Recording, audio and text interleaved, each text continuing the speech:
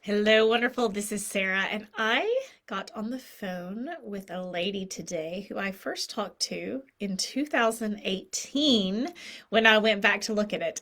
So the first time I had met her was 2018. We haven't talked in several years, and instantly I saw her name and I was like, "Oh, okay. I'm good to talk to her again." And I was kind of uncertain of what we were going to be talking about 5 or 6 years later. But as soon as we got on the phone, she said, what I've heard so many people say is, "You probably don't remember me." I've gotten emails that start with that line. I've had so many phone calls or people pop in. "Oh, hey, Sarah, you probably don't remember me." And I said, "Oh, yeah, I do remember you." And I actually have a freakish memory about this stuff. And do you know why I have a freakish memory about this stuff? Because I actually care. And people say, "How many books have you sold?" I have no idea. "How much money did you make last year?" I don't know. "How many clients do you have?" I have no idea, because those things are not important for me to have in my memory. I know I can go look them up. I know I have other people in my life who are more numbers people and that kind of thing, and they can handle things, and they should, because that's what they are geared to do.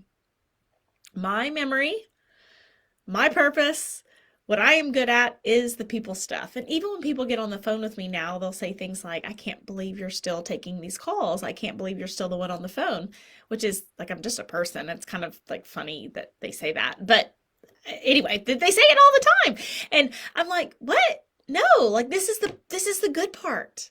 Hearing your story and seeing if I can help you with it. This is the good part. The magic of connecting a healing strategy with something that's actually going to work for you, and knowing how to have that conversation with your daughter, and knowing how to brand yourself in a way that people don't think the toxic person is amazing and you're terrible. Like, that is all the good stuff."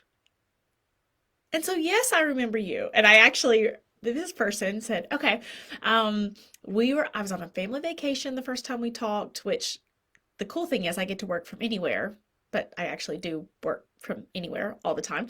I was like, "Oh yeah," I was on the porch and I was looking over kind of a swamp. It was in South Carolina. Kind of looking over this, like, I guess it wasn't a swamp. That probably makes it sound bad. I don't know what it was in South Carolina. Wetlands. That's what they call them. Wetlands.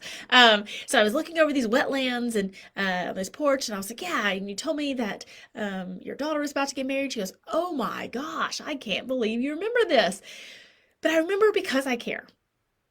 I remember because I understand what it's like to make that phone call. I remember because I understand what it's like to have your life thrown apart from a toxic person. I understand what it's like to grieve. I understand what it's like to have never thought your life was going to end up here. And then you end up here. I understand what it's like to, one of the things she also said, or I've heard a lot of people say, is like, "Oh, I just feel foggy after a toxic relationship. I feel like I used to be an amazing decision maker. Now I don't know what to do. I feel like I'm in a fog."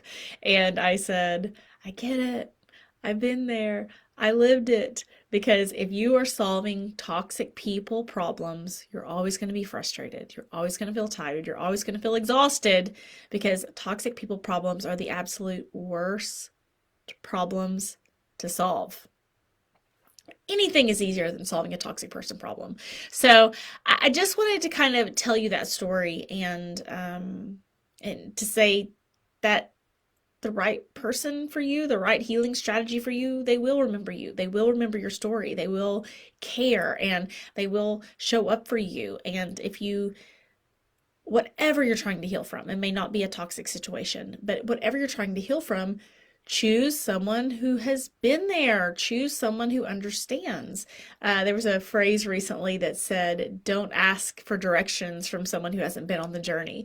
And that is definitely, definitely, definitely my highest recommendation. There's just never going to be that level of understanding that someone who has already been through it will understand. I hope that helps you guys on your journey to becoming toxic person proof.